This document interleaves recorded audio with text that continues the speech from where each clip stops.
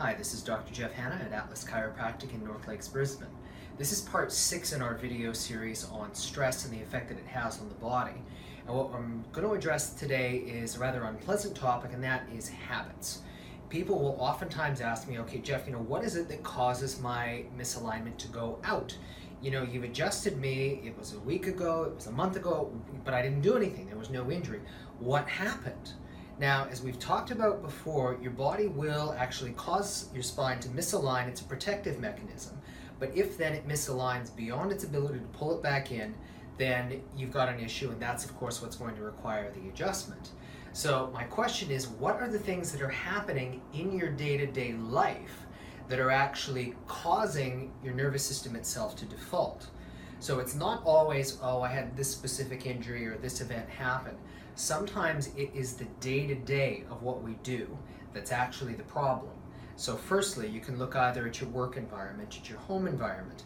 Is there something that you do repetitively, day in, day out, multiple dozens of times, that the accumulation of that stress might cause the issue? So that's the physical side of things.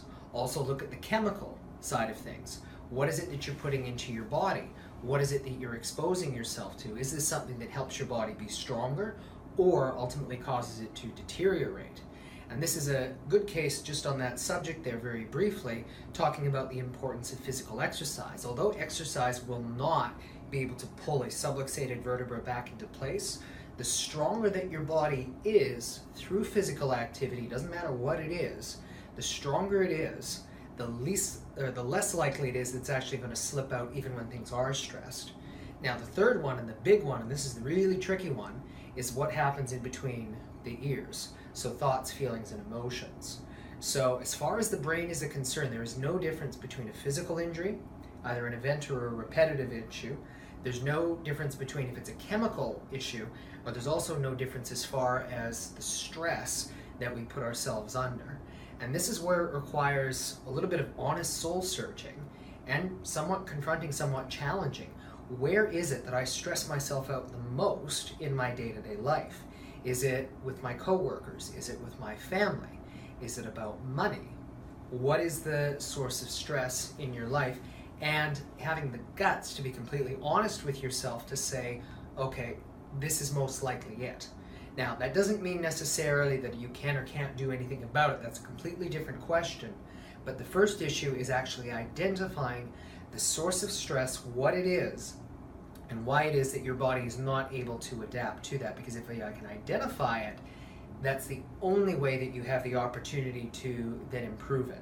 There are any number of resources available out there. In particular, I would like to refer you to the work of Dr. John Demartini. He's a human behavior and psychologist expert who probably understands the dynamic of stress and the way that we process it better than anybody that I've ever come across. So I hope that this may address a little bit of that question, if I haven't done anything, why is it that my adjustment may still slip? The short answer is the stress and the habits that you have in your day-to-day life.